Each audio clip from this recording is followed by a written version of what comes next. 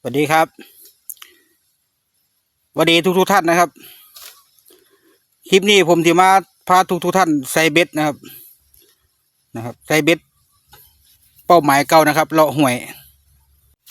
ครับนี่คือเป้าหมายนะครับหมายเลาะห้วยวันนี้เหยื่อที่ใส่ก็คือเหยื่อปลาเค็งนะครับนะครับโยงปลาเค็งไว้นะครับนี่คือลองเบิ่งนะครับว่ามันสิได้บ่นะครับใส่แล้วนะครับทั้งเบิด13 หลังนะครับแต่ว่าตอนใส่ก็บ่ได้ถ่ายวิดีโอให้เบิ่งคือเก่าเดี๋ยวมาเบิ่งกันตอนยามเบ็ดเนาะครับเนาะ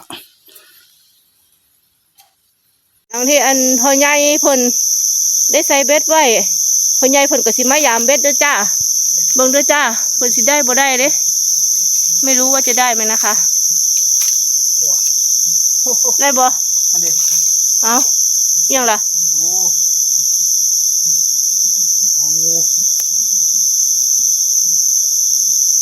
ว้ายอย่ามาใกล้ย่าน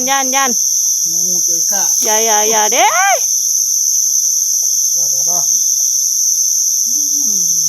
ช่วยเหลือมันปล่อยมันไป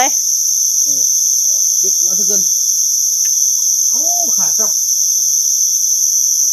ไปโอ้ยปวดปวดให้ปวดเบ็ดขาดเลยอ้าวไม่ได้ซ้ำไม่ใช่เกินมือเท่าที่เอาโอ้ได้งูพี่น้องเลยหลังต่อไปหลังต่อไปเบิ่งดูได้บ่พ่อใหญ่ได้อยู่ได้ปลาคอซิ่งครับตัวนี้ฮันสิ่งปานใด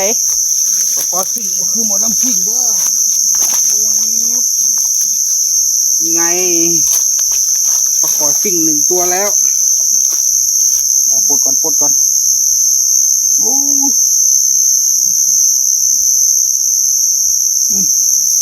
ลืมนะครับบ่ได้เอาของมาใส่เสื้อเดี๋ยวใส่กันหากินสุดแนวเนาะเจ้านี่เนาะเอาทำบาปทุกแนวเบ็ดฝากไว้ก่อนเบ็ดมืออื่นเขาสิมาเอามาตามมาอีกบาดนี้ตามไปอยู่นี่แหละกำลังตามไป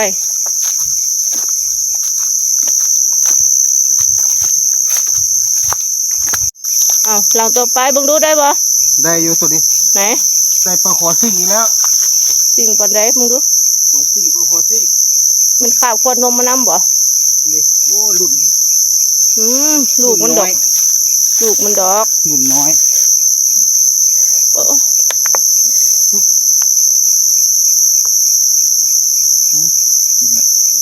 ลูกมันก็เอาเก่าบ่เอาแล้วนะจะรีบฝากเบ็ดไว้ก่อนนะครับอื่นเท่ายังสิมาเอาเบ็ดเอาใส่นี้ไว้ไปยังไปต่อไปเบิ่งดูหลังนี้ได้อยู่กับแปลมาฝ่ามานี่ไง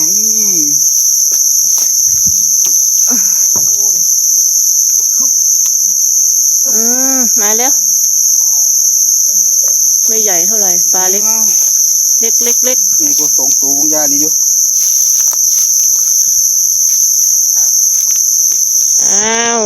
เดี๋ยวสรุปแล้วการใส่เบ็ด13 หลังนะครับได้ปลาคอซิ่งอยู่3 ตัวเด็3 ตัวเล็กๆนี่3 ตัวได้ปนอยู่ดอก